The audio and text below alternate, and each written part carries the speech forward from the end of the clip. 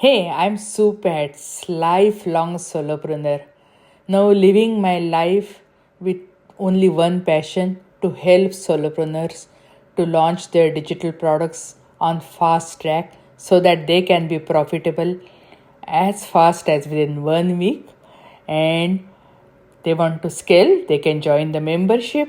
And as a bonus, I show them how they can sell their digital products all over the world using affiliates. Without further delay, let's get started.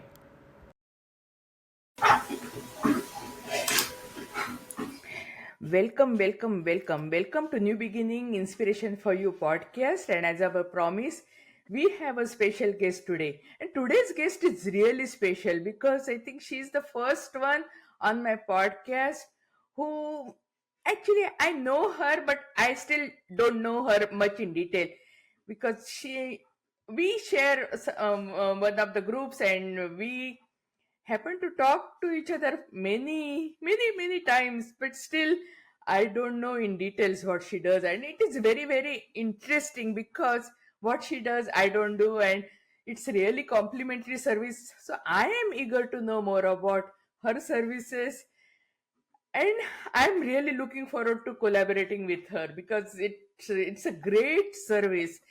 I have seen people spending 3 years in creating e-course just to find out that whatever they created is not in demand or it is not that great. And you tell me, I have seen everything because past few years I'm in this field. I have been working with so many people who create e-courses and then they struggle. Most of the e-courses people get started with never finish, and the creator doesn't know what to do next and how to arouse more curiosity or how to motivate their learners. There's so many aspects. So e-courses, they are booming, but how are you going to make sure that yours is a great e-course and it's not so called icky? I don't want to use other word, icky e-course. So we have Dr. Katrina here, and she is going to tell you how to differentiate, how to create a great e-course so that your learner will enjoy and will get the transformation, and it will be a win-win situation. So without further delay, let me invite Dr. Katrina Mitchum. Stage is all yours, and we want to know more about you, your services. And e-courses is such a exciting field. I just cannot even tell you how great that field it is, and it's booming. But again, we have to make sure that whoever is creating e-course, it is going to be the great one. So Thanks, yeah, stage Sue. is Thanks all so much for yours. having me. I'm excited because, like you said, we are in similar spaces, but don't get a whole lot of time to just chat like this. So my background is actually in instructional design. I came out of higher education, and all I do really is take the things that instructional designers do that make it easy, and I bring that to the course creation industry. Make it easy and also make it successful. Right. So there's a lot of when you are not taught how to be a teacher or a curriculum developer, most Mm-hmm. people just replicate Mm-hmm. their own experiences. Right. And so if you had if you bought a course and that was just a video vault, then that's what you think courses are. Right. And that's completely normal and completely natural. And I think that is why we've kind of ended up with a lot of courses that people don't finish because nobody learns by you can't just dump information into somebody's head, right? Like that's not how it happens. And a lot of people find it difficult to take notes on information that they're learning and actually apply it themselves. And so the key is actually to start from action, right? What is it that they're going to do in your course? And then, only then, do you figure out the content that they need. And that's really the big critical kind of mistake that I see folks make when they're new to creating courses, and they're new to me. is they often start with, well, what information can I give them? What content can I give them, instead of what should I have them do to reach the goals?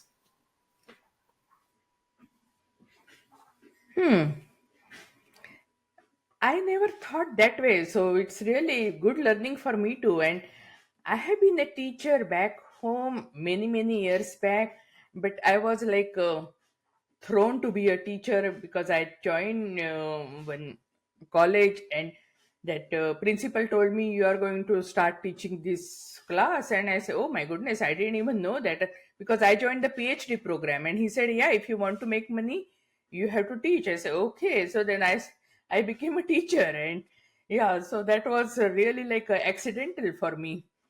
So I wanted to ask you, you said instructional designer, so can you Yeah, elaborate more sure. on that? So instructional design is a whole field that lives in formal education spaces, right? And so that could be kindergarten, like secondary school, it could be higher education, it can also be corporate. A lot of corporations have what's called learning and development. And if they have a big learning and development team, they have instructional designers on their team because they're trained in theories about teaching adults specifically in kind of dispersed spaces, right? So, like teaching adults when they may not necessarily be in the same space at the same time. Um, and so, instructional design, it has a lot of theories. There's a lot of research that happens. And so I pull specific tools that I find useful, and that's what that's what I do in my work. And really it depends on the instructional designer you talk to, what their favorite method or theory is. I tend to blend things because I don't think any one theory is perfect. And so I take a lot of, the things that I found help and the things that are most useful and just apply them to the work. A lot of it is, thinking about what's the end goal and working backwards from there. It's a lot of kind of cyclical stuff, like learning, having an idea, and then learning from your potential clients what might work for them, and then going and building things, and then asking them again, and then going and seeing what works, and then adjusting, and then asking again. And so kind of a lot of feedback loops in that as well. Yeah, that is the great background to have, really. And you mentioned about video courses.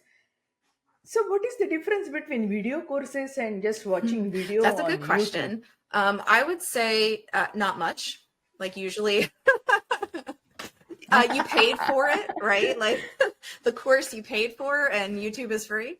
There is usually, to be fair, there is usually like some sort of curation that happens in a course, right? So people are trying to include very specific information. It's just what's often left out is how to use that information. But yeah, otherwise not a whole lot. But I also don't think that all courses have to have video, right? If audio only is the best way to get your information across, then just use audio. If text is the best way to get the information across, then just write it, right? It's really about whether or not you have to show and talk at the same time, or if just talking works, or if just reading it works, and how your content should actually be delivered in a course. That's a great point. I always had question about myself that English is my third language and I have heavy accent. So, is it better to have video where AI is talking, or I should be talking? What do my learners prefer? What is in your experience? What do learners prefer? Well, your learners are going to be different from someone else's learners. So always, always ask your own audience. But also, I think there is a lot of value in it being your own voice. And people, I think, more and more are wanting that authenticity of it being your voice. But I will say that, for folks that have an accent that maybe they're self-conscious about, using captions is actually really, really helpful. Not just for accessibility, like for people that need the captions anyway, but that can also help you like still own your voice, but make sure you're being understood. Yeah, generally what I do, I Mm-hmm. have slides, and then basically I'm elaborating slides so that they have the basic information. And my slides are really very attractive, so that means they have something to look at. That is how I have been doing. But not doing I'm not doing many courses as such, but I would like to continue in that field because it's a really exciting field, and you can bring transformation into someone's life just with your passion and your expertise. It is very easy for you to create, and but for others means they are willing to pay for that, so it's a really great strategy. Now we are talking about AI. So I keep on getting invitations for webinar that create your course with AI. So, what is your opinion about that? Because I'm getting various kinds of invitations, like you Mm-hmm. would write your book in half day and one day and all those things, and it's very clear that they are going to teach how to write with AI. So even Yeah. with the course. So, what is your I have a opinion couple about of that? opinions. The first one is that unless they are taking all of the instructional design research out there and putting it into the chatbot, then you're not getting the same benefit of working with a real instructional designer. Me or somebody else, like I know a lot of people that are doing this. That's the first thing. The second thing, AI still makes things up. The third thing is that I use AI every day.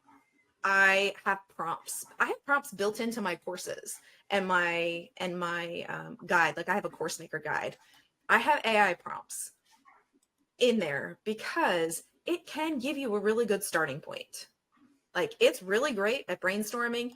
It is very good at structure. Like there's a lot of places where it makes a really good instructional design assistant. But you always have to check it. You always have to check it. And it's not going to be like when someone is creating a course, right? If you're creating a course, you're doing it because you're an expert in something, right? And you're helping someone make a change. And there is a lot about learning that AI doesn't know unless you tell it.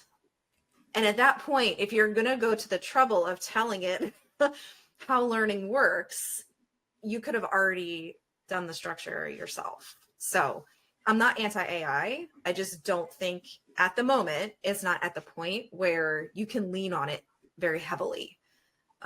It'll give you an outline. And at this point, AI is taking most of its knowledge about courses from the course creation industry. And so it's still focusing on content as king in courses, even though like that doesn't work. I don't know how many courses you've bought that were just video vaults that were useless, but I bought two. They tricked me twice. um, and that's the kind of course that AI still thinks is a course. Like anytime I talk to AI, it tells me, "Oh, that's a novel idea." Or that's a unique perspective, and I'm like, yes, well that's because it's how people learn, and that kind of information isn't out there very widely, unfortunately. No, I totally agree with you. Yeah. AI just a tool, and you can use it for brainstorming some, or you can create guideline, and overall, just it avoids the It blanks does. screen syndrome, so that you can get some outline and you can get some help. But I'm totally against when people do just copy and paste from AI and they don't even bother to edit. Many times AI makes up things, they don't even bother to Yeah. check the facts.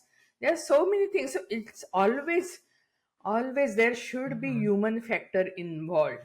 You can take help from AI, but hey, You don't forget, it is your creation.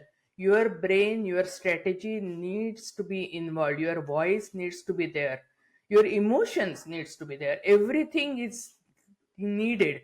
It is not. And AI many times, if you prompt it too generic, it's a generic in generic out. Means we have Yeah. computer background, we always say garbage in garbage out, and AI you just say Yeah. generic in generic out. So yeah, so that is what and I have a question. I have taken some courses and the tests were so irritating that I just couldn't finish those tests and couldn't go for the next modules because it was just like that. Okay, I would answer, and then even if the one answer is wrong or something like that, you say you have to retake the test, you have to retake, and it was just like I'm going into the loop. What is your opinion about the having test in your course So modules? quizzes and tests are good if you have like a lot of theory that can't be immediately applied until they have a good knowledge base, right? Because at that point, what you're trying to do is help recall information, right? Quizzes are good with helping with information recall. However, when you have a situation like yours, Sue, where it's preventing you from moving forward, or it's wanting perfection, right? Then that's a problem. It should be used as a learning tool instead of being used as a gate to moving forward. And it should be more often, right? Yeah, It because shouldn't just be at the end of the module. You should be able to go and do self quizzes if it's a situation where you like really need to know what the words mean, or really need to know what this concept might mean, or whatever it happens to be, whatever your expertise is in. Quizzes are good for helping with information recall, but it needs to be often enough and spaced out so that recall is just a little bit difficult, but not impossible. And then over time, they can recall the information in order to apply it. this is, I'm talking about the TikTok course I was taking, and then the tests were so irritating. I say, see, I am learning TikTok. I will implement your strategy. I will see how it is working. Do I need to really go through the test? And that was my question.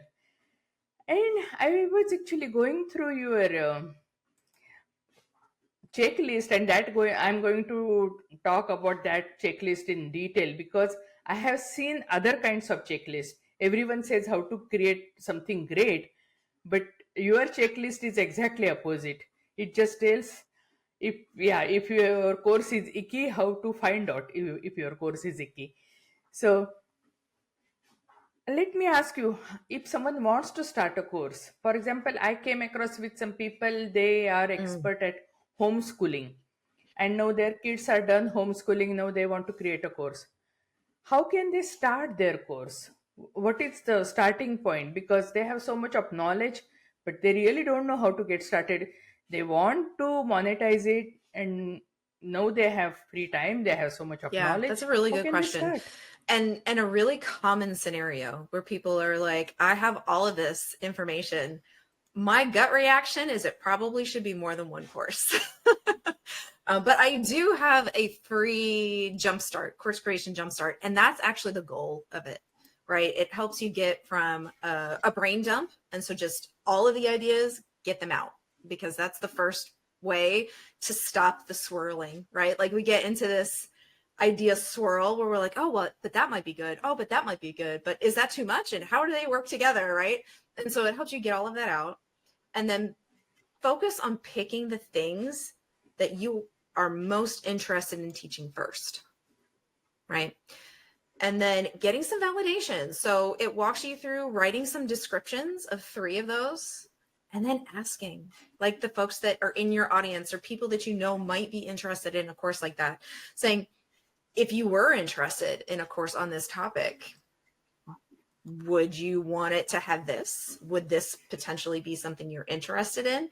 And getting an idea on what topic is most useful, right? And starting out one topic at a time, and then really like the next step after that is getting to the core of the problem that that topic is solving, right? So your course shouldn't just be on email marketing, right? You shouldn't just have a course on email marketing. That's way too big. The course might be on improving click-through rate on a marketing sequence for a particular product or service that you have, right? That's good. That's focused.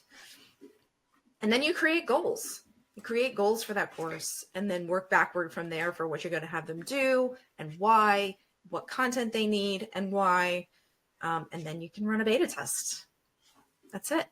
Simple process. It's a lot of work, but You mentioned you mentioned validation, and many people miss that step. Many people miss market research, validation, asking their audience. Now they have created a course.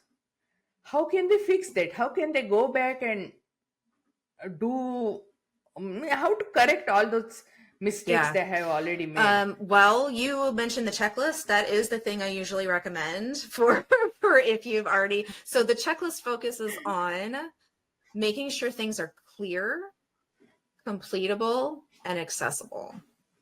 And I find that there's, a lot of things that people don't include, or sometimes it's like I offer audits because sometimes there's just too much in there. And the checklist is kind of going to help you get to that point where you figure that out. But also feedback, right? If you've created this course and you've run a beta test, and let's be honest, beta testers are different, right? They're a different breed than the people that are going to buy from you full time, but they're so important to the process because they will tell you when things are broken, when it's too much, when it's overwhelming. Like that's what they're signing up for. They're signing up to play with you. And So where can you find these beta in your testers? audience, and they're going to be the ones that are like, they've been following you, Okay. right? Maybe they haven't jumped in because the price has Oh, been okay. too high on your services, but they're the ones that want to take the opportunity. They are always interacting with your things. Or in small groups. Like if you're part of free or paid groups, those are good places. Like the first time we're running the second beta test on my course right now. And the first one was with a couple of folks from a group that I was already in, and they were talking about making courses. And I was like, well, I've got this thing, I've got this idea that I'm going to do. And I went in with a course map, and I had nothing recorded. I had some of my like worksheets and activities planned out so that I could give them things as we went. But I leaned on that course map pretty heavily for what we were going to do next and to keep us on track. And I learned a lot. They gave me a lot of great feedback. So it really just depends on how much validation you already have. This was more of I had a course map that I had built with some validation. And I took the opportunity when a few folks were like, yeah, I'm really thinking about building this course, but I have nowhere to start. And I'm like, oh, I have something for that. Do you want to come play? So what kind of incentives I can give for beta testers? A lot of times for beta testers, the discount, right? So running the beta test cheaper or free. Some people run their beta tests free. It just depends on how half-hatched the idea is, like how much planning you've done when you jump in. Sometimes doing like bonus things in the course or in the beta round is good, like articulating that you'll have more of me, right? You'll get more live time if that's how you're structuring the first time. You get to telling them that they get to give feedback on how it's going to actually shape up, which is cool. Some people, like I jump in as a beta tester all the time because I love giving that kind of feedback. Oh, well, you could do it so much better this way. And I just can't help myself. You can also do discounts on future things as a good incentive, and always with the idea that they're going to give you feedback. So all of these incentives are like articulate, because I want you to do 3 surveys, or I'm going to ask you to do a survey and an exit interview, or however it is you're going to collect that feedback. And remember, it's feedback. It's not a testimonial. You can ask them if you can use the feedback as a testimonial, but those have 2 very different functions, and you want them to be honest with you about how it went that first time, because that's going to be the thing that you'll be able to use going forward. Yeah, feedback can be Exactly. constructive, and then you can use that to better your course. And then again, you can contact them and say, hey, I made the changes. Do you want to review again? And then Mhm. it can become testimonial. But of course, you have Yeah, to take their permission. exactly. You cannot just post it just like that. Yeah, it's absolutely right. And many people struggle with one to many and one on one, and they don't know how to differentiate and when to offer Yeah. what. So can you put light on Yeah. that? So a lot of the folks that I work with are in that space where they're moving from one-on-one to one-to-many for a variety of reasons. And I guess the number one place to sort of think about where to put the many pieces, right, into like a course, uh, are the things that you say on repeat, like the things that you say and do with every single client, that you don't have to change it very much, right? Like I have things in my one-on-one work that are completely bespoke. Like the conversation at that point is very, very different with every client. And that's really hard to put into a group thing. But I also have things that process and the output, like how it goes, looks the same every time. That's actually how my free jumpstart came about. Like the whole idea dump and moving to validating a topic. It was something I did with one-on-one clients, and it was always the same. And so for me, I pulled it out and it became a lead magnet. But if you have like a good chunk of the process that kind of looks and feels like that, where what you're having them do and what you're saying to them is almost always the same, that's a good candidate for pulling it into a course. Yeah, that's great to know. And many times people have problems. For example, Mm. they have a live element, but I'm talking about courses, but the live element even in memberships and all. And the percentage of people showing up for live, it's really low. I'm part of many memberships, and there are some memberships, there are like 7,000 people, and there is a weekly live for that membership. And even if 2 people Yeah. show up, it is great. And she has one long monthly live, and there also, if she gets like 30 people, she thinks it is a really great, I mean, basically outcome. So what is your opinion about that? If someone wants to incorporate live element into their courses or membership, is it a good idea, or you have any other I strategies for I that? think it's a great idea if that's what your clients need, right? It really depends on, it's always a balance to me, between what you need and want in terms of support, what your clients need and want, and what the course content requires, right? Some things you just need to be able to have that space to go back and forth.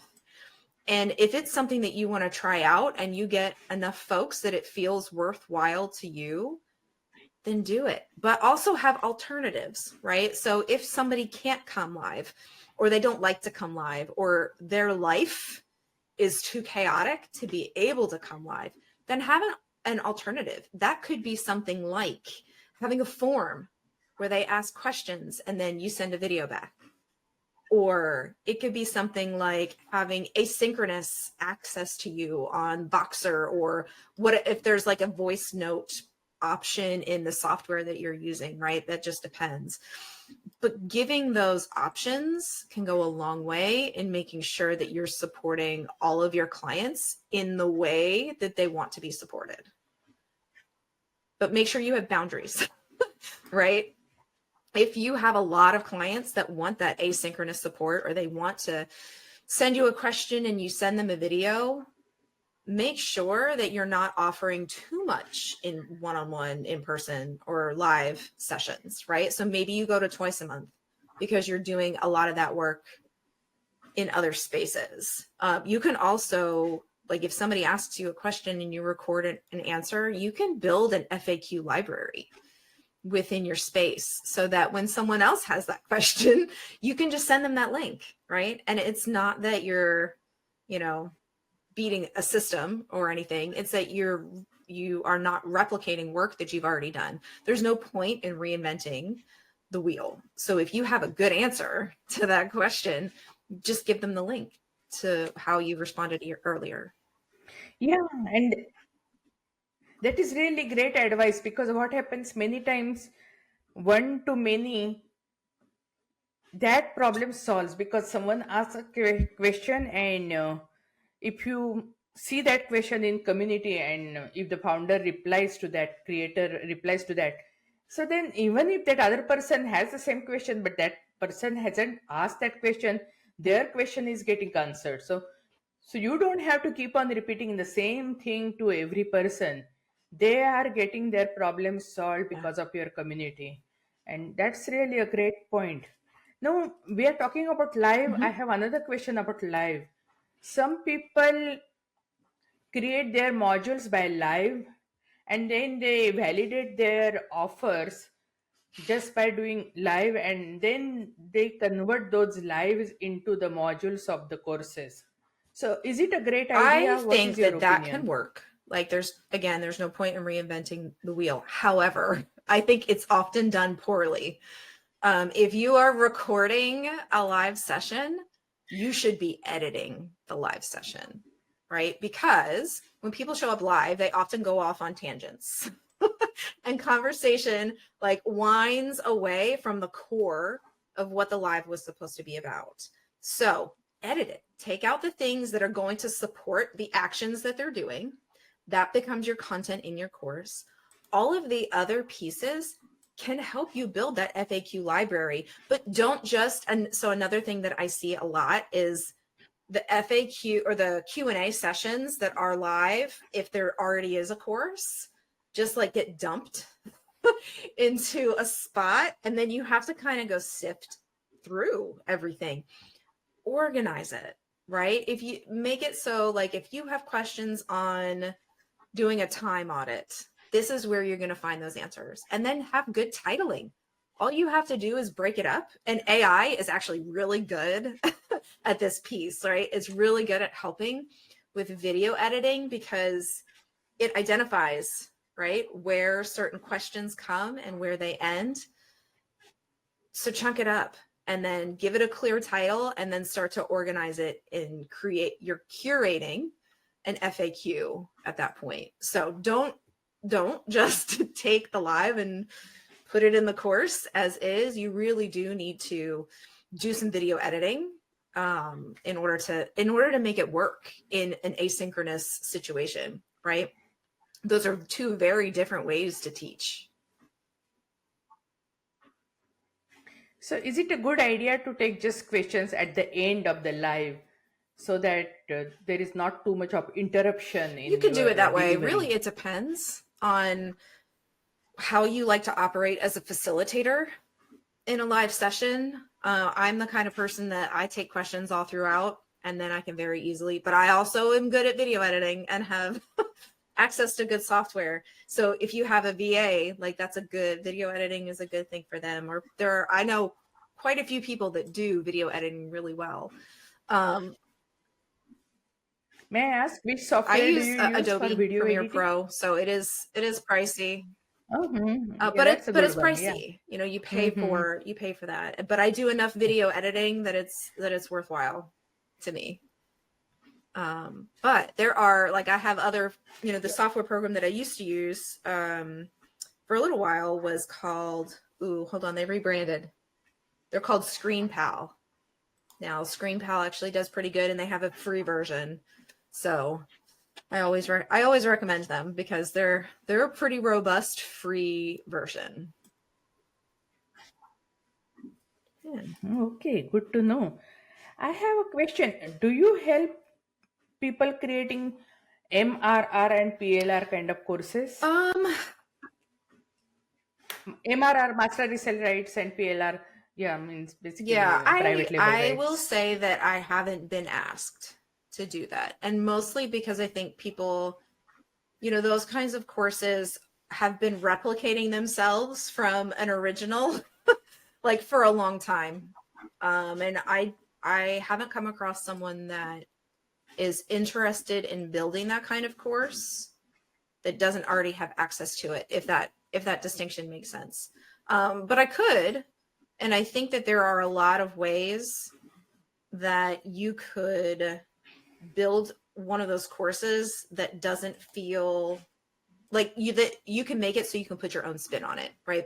So when I was in higher education, my last role was an administrator in an online writing program. And so what I did was I designed all of these writing courses. And then the teachers in the program would copy them and then adapt them for their own use, right? So you can absolutely create a course that someone else can take and copy and adapt and use. But I think the thing that sometimes is missing is putting your own spin on it, right? Making it something that is genuinely yours. So yeah, I would love to do a course like that because I haven't gotten to. Since I left higher education, I haven't gotten to do, I call them pre-designed courses. So yeah, I don't know if that answers your question or not. No, no, that surely answers my question, no doubt about it. Now let's get on your checklist because I have seen various kinds of checklists, and generally the checklists are for creating the perfect Mhm. workflow. And see, I create checklist because so that I can delegate my task to team members so that they make Mhm. sure that everything is done. So my I always saw or created checklist based on that. But yours is a, okay, now let me just say shitty course checklist. Okay. And that really impressed me because you should know what is wrong with your course. You should know what areas you need to improve. So, okay, I want to Okay. go through each and every element. First of all, too much of content. And that is my problem because what I remember first membership I created, and that was like, I will give everything what I know, what I have, Mhm. so that they will get head start. And what happened, Yeah. it created overwhelm for my members, and they just didn't know there's so much of content. Actually, I got evaluated my membership vault, and it is more than $50,000 worth of resources in that membership. And then I started actually hiring other consultants, and they say, tell me, means what is wrong, what should I do? And almost everyone came and told me less is more. They are coming to your membership, they are looking for Yeah. quick win. They are looking, okay, how can I go Yep. from point A to point B? And you have actually all the resources. They are taking them from A to M, A to Z, and they really don't Yeah. care for all that right now. So less is more. So I am pretty sure, see, this is happening from Yes. good Mhm. heart, good intention, but still it is Yeah. it is not a Yeah. good strategy. And most of the people who are building their business, they are building Yep. from their heart. They just want to give, and Yeah. that can work against them. So how can someone know that they Yeah. are giving too much? I think in the case of content, if you start from what's the goal and then build out how they're going to get to that goal, and only then focus on the content, then you won't have too much content, right? The content should always support the action. And if it doesn't, it's not meant for that course. Maybe it's meant for another course, right? People can, so there's this thing called cognitive overload. And what it says is that we can only learn so much new information at one time. And so if we're asking folks to go from Yeah. point A to point J without first getting them to B, then they're going to get lost. They're going to get overwhelmed. They're just going to quit. And so I really like, that's a good first step in. Yeah, they may not even contact you and tell you because nobody wants to show Yeah, that they exactly. couldn't do it, or because they Yeah. want to save their face. Yeah. And It is very hard. so you will never get Yeah, the it is real very feedback. hard for people Yeah. to admit when they're struggling with something. I taught writing at the college level for 16 years, and I probably had maybe one student or two students every semester that actually reached out with questions because they didn't want to bother me, or they felt like it was a stupid question, right? Like, people try to protect themselves too. They don't want to seem like they don't know what they're doing, because they don't want to be judged. And so making sure that you are designing the course so that it sets them up for success and encourages them to ask for help when they need it, right? So things break, technology breaks. It just does. And so having, like, if something breaks, this is the email that you send a question to. If you're struggling with a concept, this is what you do here. This is the support I can offer. I have a part in so I have a course maker guide. It's like my low ticket thing. And there's a spot in there that's just hard. And so in my guide, I have an Easter egg call is what I call it, right? And so I've hidden a free coupon code in that step because I know that people get stuck there. It's just a difficult step. It's sometimes difficult for me, and I've been doing this a very long time. And so understanding where people get stuck in the process means that you can build in support. And it doesn't have to be a call, right? It can be you building in support. Like, I was just working with someone who has Canva templates, right, that they're giving out as part of the course, but there's no instruction on how to use Canva, and they're just assuming that people know how to use it. But Canva has a whole library of how-to resources. So go use the resources that already exist. Grab that link, because guess what? They're also going to update them. When something changes on their platform, they're going to update their support. You don't have to go do it. Yeah, it's a smart choice. I totally agree. And I have another question that somebody had given me access to their courses, and they say, yeah, I'm going to charge 299 per month for this course vault. And she had given me access. I'm Mm-hmm. more like a beta Mm-hmm. tester, some discount and all.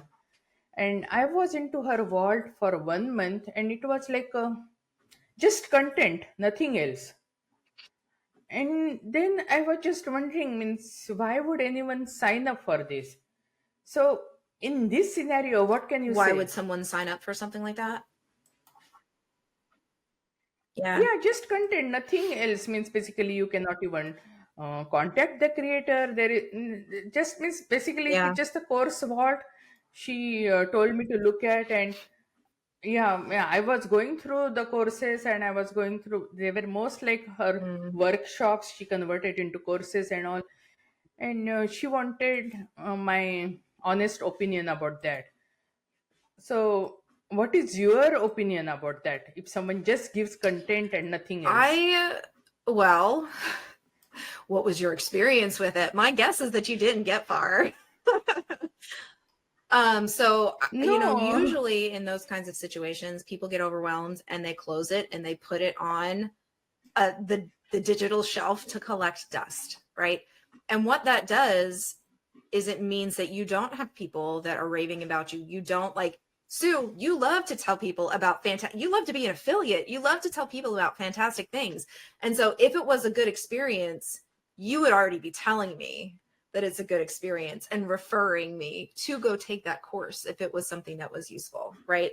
And so you lose a lot of revenue that way. You know, I can't remember the statistic. I think it's like 5 to 7. It's 5 to 7 times more expensive to get a new client than a repeat client. And so I think that statistic is a little bit old, but I would put money on it still applying, especially nowadays that things have gotten more expensive with advertising, with AI and things like that. But when you're having to spend that extra money, when you could have just designed the course really well in the first place, it feels like a lose-lose situation, because they're not getting anything out of it. And then they're not going to go rave about you to other people, you know? So how can she fix this kind of course? For example, can she give strategy call, quarterly strategy call, one-on-one quarterly strategy call to check how she's doing, or monthly strategy call? How Yeah. can she fix? Well, I mean, for that price point, I think there should be some sort of way that you can get a hold of her. Another thing that I have suggested to folks that have a course that is supposed to be a little more DIY is having upsell calls. And so that's just like, this is a spot where you might struggle, go have an upsell call. But to me, if it's nothing but content, the number one fix is actually to pull it all apart and see where it could be mini courses so that it could be chunked up better. And what goal is this content supposed to be reaching? And how can we build in activities that the content can then support, instead of assuming that if they watch the video, they will learn? Like that's the biggest mistake I see folks make, is they assume that if I give it to them, they will learn instead of, if I design this experience, they will learn, right? You're designing experiences when you're trying to do this, or you should be. No, I think the upsell calls is a really great idea, and there can be two options, right? Means if they want one-on-one call, you can add that one-on-one call, or you can have a, because I also came across with unlimited Voxer support. Now, of course, my price point is different. So, which is a better strategy, or it depends on Yeah, your I think it audience, depends or on what do you your suggest? who your clients are that are coming to you for that help. What kind of support and accountability they want to see.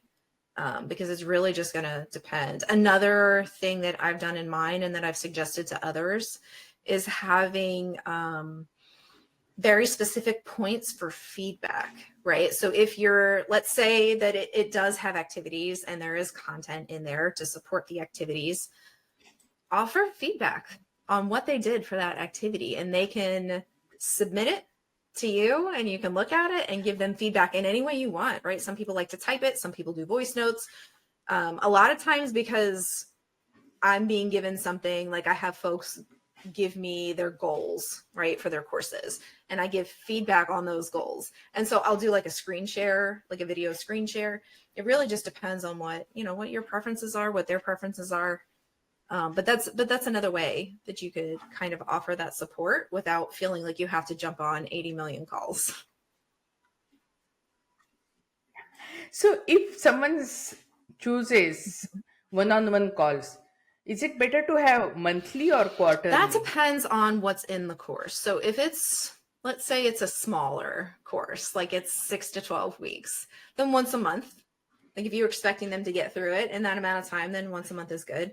If it's more of like a big membership with a 12-month commitment, then once a quarter might work.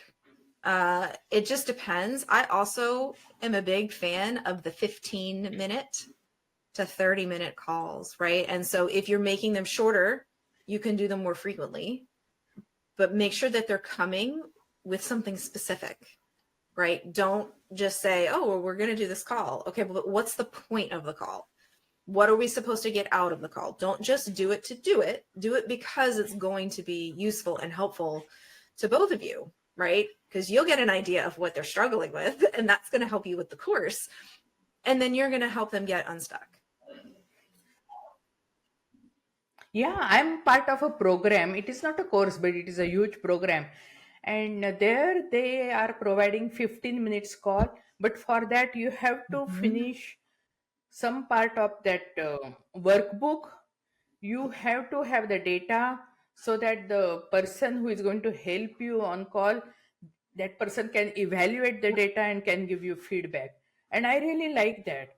I really like that because then I'm forced to finish that. And because it's not really means if you go on the call just because the call is there and you don't know Mhm. what to ask, and then the person doesn't know means how he can help you because you yourself you are not sure. But once you have done that part of homework, you just tell them. And in between the calls we Mhm. also have email access, so I can contact my means basically guide and ask that, okay, is it okay to book because I have finished up to this level, Yeah. is it okay to book the call? And also somehow that is working out really I great think for that me. works I out love really that. great for a lot of people.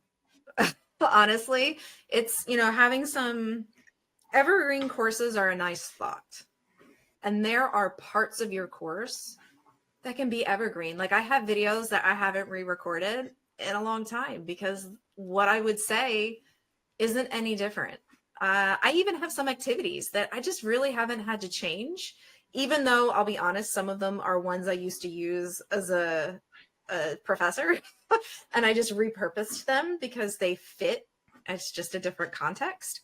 So I already had done that work, like to get it to the point where it's useful, right? And it's good. I know it's good. But that whole kind of hybrid, right, of evergreen pieces, but also enough support and accountability throughout is really how people are going to get through courses, right? I think, in higher education, courses that are MOOCs, so that's massive online open courses, they're free and they're huge, but they tend to not have anybody on the other end, right? There's a lot lost when you don't have or don't feel connected to your instructor, and you don't feel like you can ask somebody for help, and you don't feel like they care about whether or not you're successful, right? That makes a huge difference. That actually is what my dissertation was on. Was about like retention in online classes, and really there's a lot of research that says that role of teacher is so important to feeling like you can do it, like you can be successful. And sometimes that's half the battle in a course, and keeping the motivation to get through it. Yeah, means that is actually there is one story. They say, one lady was sitting between two leaders, and she was talking to both the leaders. And so after the dinner, someone asked, "Okay, so you were talking to both the leaders, and what is your opinion about them?" She said, the one leader actually, when I was talking to him, he just made sure to show them how he is smart, and the other leader, he was talking to me and he showed me that Yep. how I am smart. And so this is the second strategy we should Yep. use with our Absolutely. learners. Yeah, we are not there to show them how we are smart, but we are there to bring out the best in them. And that if that is the goal, I think you can be successful anytime, right? Absolutely. Whatever you And create. you can have a question I get a lot is, where should I put my course? Like, what platform should I pick? And that should be your last question, because you can put the best course in an email course. Like, it could be an email course, and if it is really well designed, then they're going to be successful. Your clients will be successful. You could be paying $200 a month for the most expensive platform with all the bells and whistles, but if your course isn't designed for them to learn, where you are facilitating that learning, right? You're being the leader in that class. So that was a perfect example of how to approach this. Like, you actually care about their results. That's what they want to know. They want to know that you care about them making the change. Oh, yeah. Yeah, absolutely. They don't want to know how much you know. They Yep. want to know how much you care. This is so right. So right about it. See, I was going to stick only to courses. I'm going Yeah. little Yeah. That's fine. overtime. Is it okay? Okay. So Mhm. you mentioned about membership. So I Yeah. have questions about membership also. And there are various kinds of memberships. Okay. I mean, Hmm. I'm part of many memberships. Each membership is designed in a different way. For example, I'm one part of membership where they deliver me one Hmm. workshop every week, and that workshop generally valued from $27 to $297. Means I don't know exactly which workshop I'm going to get every week, but I just get one workshop, and it just basically it is a totally targeted, and I like that. Means it is helping me a lot. I'm also part of other memberships where they give one challenge, weekly challenge. They just tell you, you take this one particular Hmm. action for this particular week. Then I am part of memberships where there is a course, and then every quarter they give some kind of bonuses and all. So what is, there are so many kinds of memberships and all. So what do you think, which are really what people are looking for? Or again, it depends on your audience, but I want to know your experience with memberships. What kind of memberships are in demand, what people want? Because some memberships actually, I see the creator only at the time Mm. of launch, and once he launches the membership, I can hardly see the creator most of the time. If we get some help, we get help from the coaches and all. So I just want to know what kind of Yeah. memberships are in demand. I think, a lot of people buy memberships because they want to feel like they have access to you, right? So you wanted Mm-hmm. access to the creator Mm-hmm. and not Mm-hmm. to the other coaches. They should have been upfront about that, like in their marketing. They should have been open about it. But really, what it comes down to is the purpose of the membership. And I see that a lot of people have been buying memberships that are geared toward a specific goal, right? So, like, I'm part of a membership that is about networking for introverts. I'm introverted, ambivert maybe, and there's not like a whole bunch of content in there, but resources are shared, and there are specific events every quarter for things that are about improving your networking, and making the most of networking and deciding what the ROI on the networking is. And so I think there is a lot of desire for things that are really targeted, right? As opposed to these kind of big memberships that are trying to do too much in the membership. And when you try to do too much in the membership, you run the risk of being overwhelming. Yeah, absolutely right. See, I work on three categories: launch, Mm, scale, and sell. Some entrepreneurs yeah. might be only at the launch phase, some might be just scaling, some are focusing on selling, but there are some entrepreneurs there into all these Yeah. phases at the same time. Yeah. Yeah, so I have three different resources, three different buckets, and each one can be at one particular step, and then they can move on to other. But someone can be using all these three buckets at the same time. So how can I market all, launch, scale, and sell, all three things? How can I market Yeah. all three things together? So I would say focus on the thing that ties them together, right? And so that's going to be the thing that's a little bit bigger than the job that they're trying to get done. Because so for me, right? So I don't have a membership, but I've been asked about having one. And so I'm toying with the idea. And for me, it's all about, you care about the results, that your clients get. Like that's the thing that no matter where you are in that process, that's the thing that ties all the people that would be interested in this membership together. That, and they want it to be easy. Right? And that's the thing I do, right? I cut out the overwhelm. And so for you, Sue, I would say find that big thing. And then every time you're marketing, market a little bit differently to where they are, like what that job is. Right. And so that might mean in one area, you're marketing to this particular stage. And in another platform, you're marketing to that particular stage. Right. So you know where they're going to be, and you know it takes listening, I think, to know which one to do.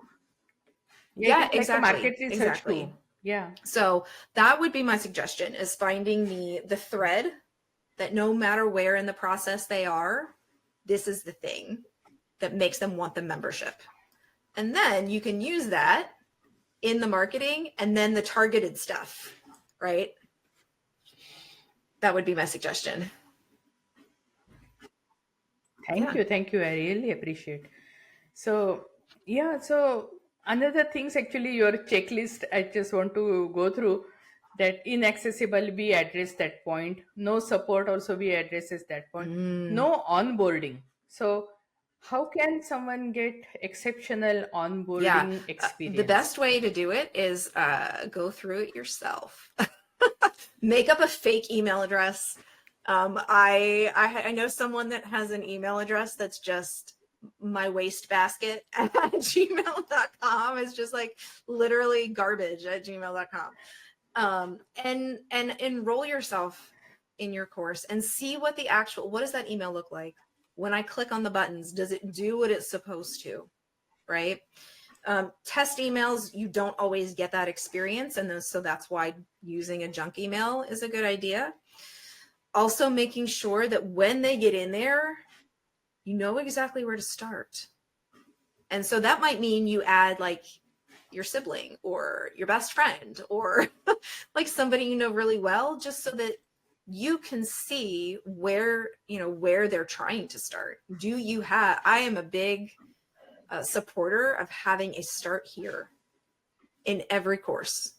Even if you have micro courses in the same membership, have a start here.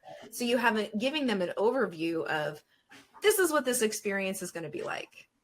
This is how it's going to work. This is where you find these things, just so that they come in with their expectations being met, right? You're helping them set the expectations. Because if there's a disconnect between what they're expecting and what they're experiencing, then they're going to be unhappy.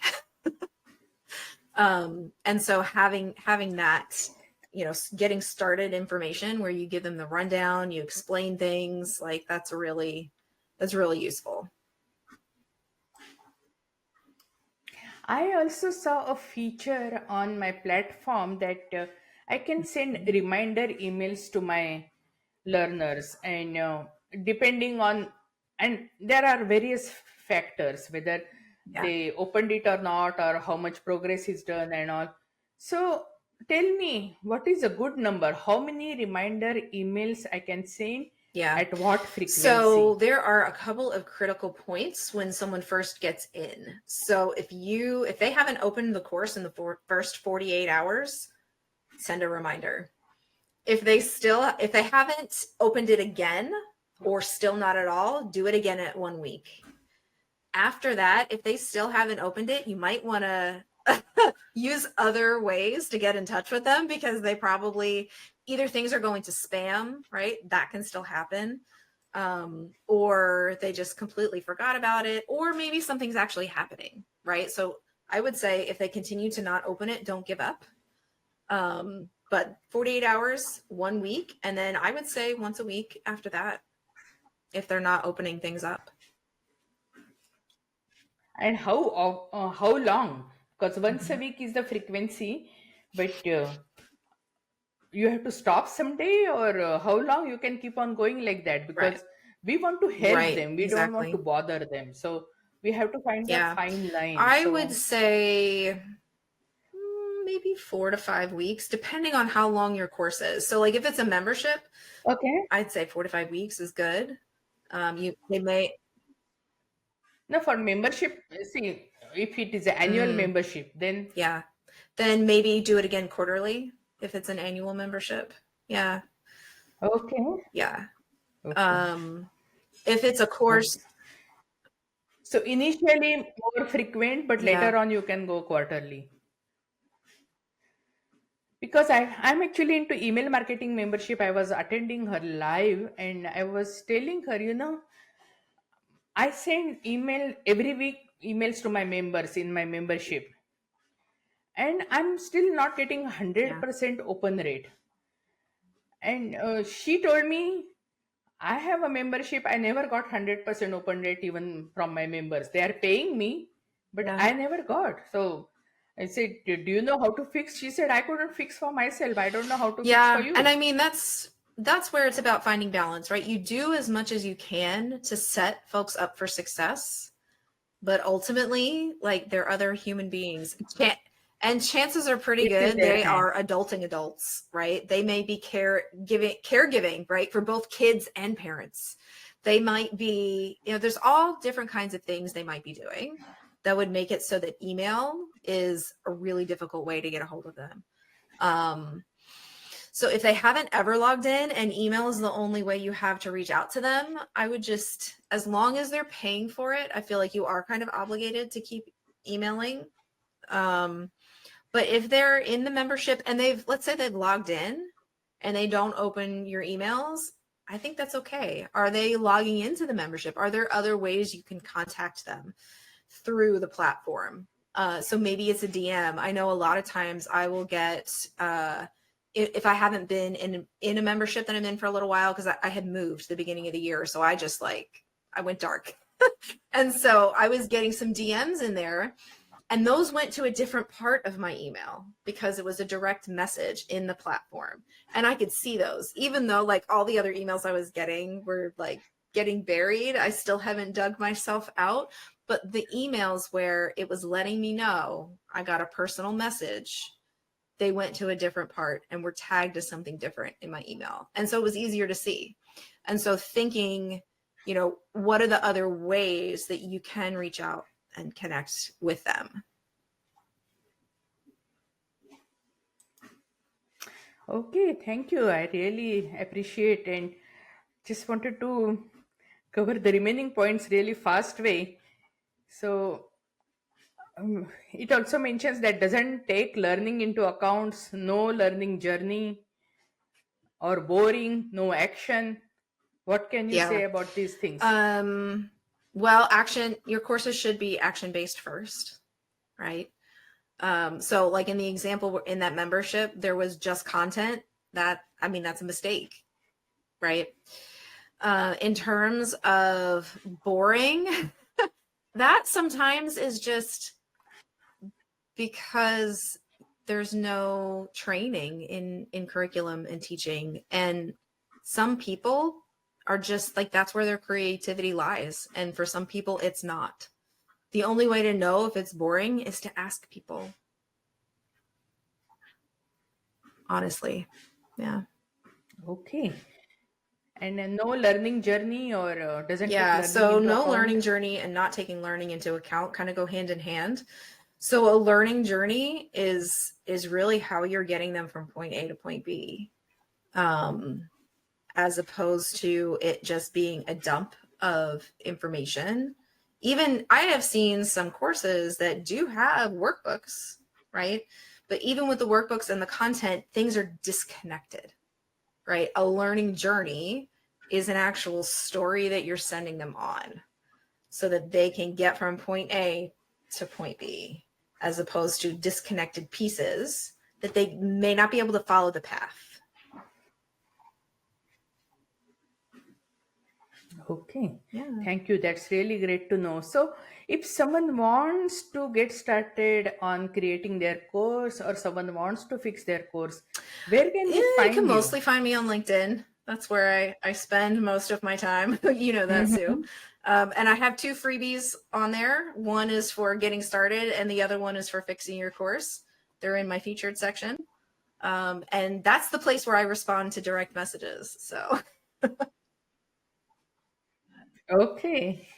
Okay, and they can also have a free consult with you. How about your yeah, website? if you go to my website, it's cmlearningdesign.com, and I do have a free 15-minute consult. When you get in there, it is going to ask you what the one thing you want consultation on is, so we can actually, accomplish something in, in that 15 minutes. Okay, thank you. That's really great to know. And I asked actually whatever I wanted to ask, but in case I missed out on something, please feel free to, you can add here right now. Sure. I think we've covered most of the end to end, Sue. I would say the only thing I don't think that we did talk about is feedback, right? We mentioned it, but you really should have a structured feedback that's specific.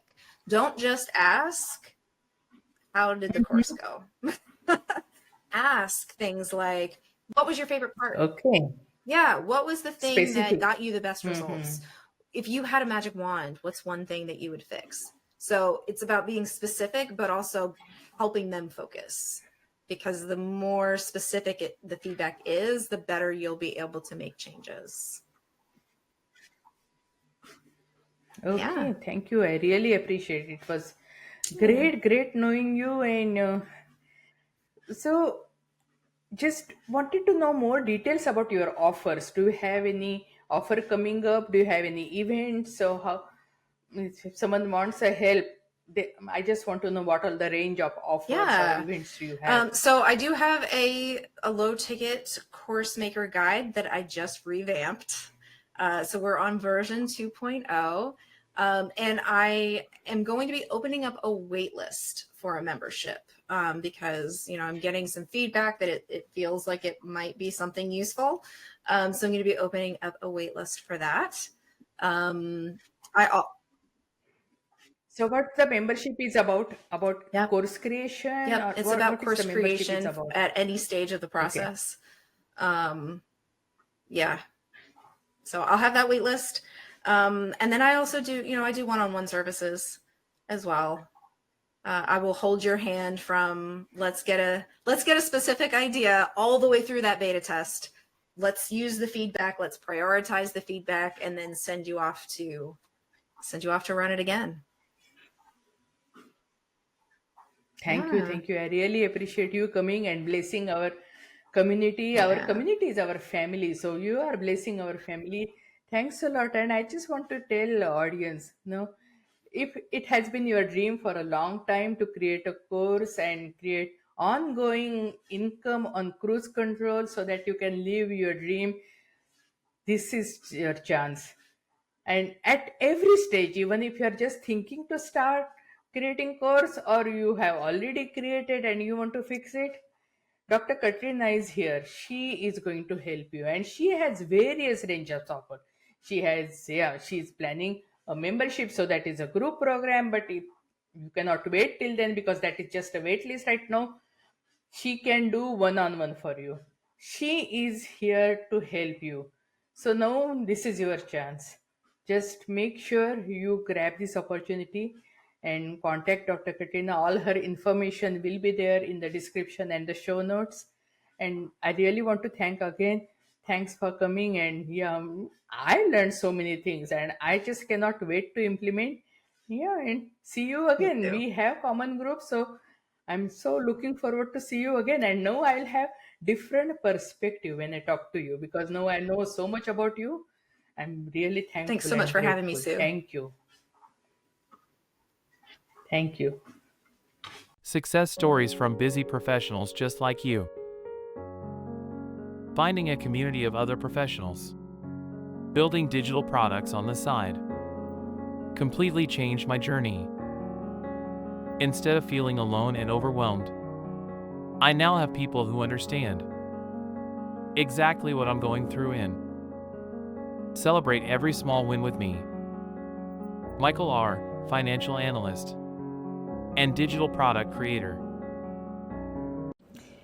Hey, thanks for joining us. We are blessed to have you as part of our community, and whatever way we can help you, serve you, let us know.